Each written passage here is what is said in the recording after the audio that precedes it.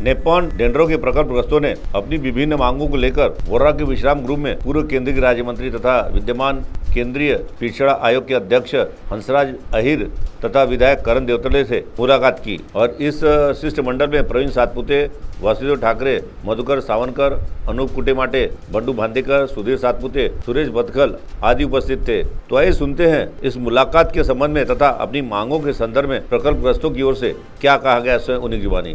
नेपॉन dendro प्रकल्पग्रस्त समितीच्या वतीने जे नेपॉन डेंड्रोच्या जागेवर ग्रेटा एनर्जी आणि न्यू एरा कंपनी जी येऊन राहिली आहे त्या संदर्भात आम्ही सन्माननीय आमदार करणजी देवतळे, माजी केंद्रीय गृहराज्यमंत्री, ओबीसी आयोगाचे अध्यक्ष हंसराज भैया अहिर यांनाही निवेदन केलं। आज नियोजन भवनात सन्माननीय पालकमंत्री आले होते, उईके साहेब, त्यांनाही आम्ही आज निवेदन दिलं।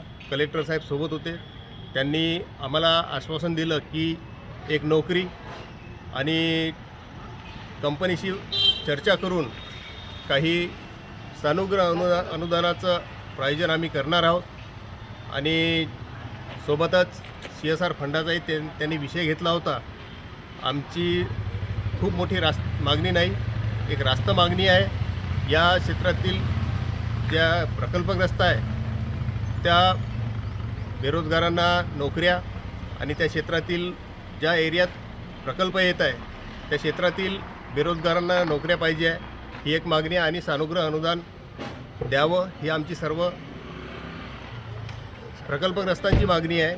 आम्ही हा लढा समोर चालू ठेवणार आहोत, एक लोकशाही मार्गाने लढा चालू ठेवणार आहोत। यासाठी सर्व प्रकल्पग्रस्त एकत्रित येऊन हा लढा चालू आहे। CTV के लिए जावेद शेख की रिपोर्ट।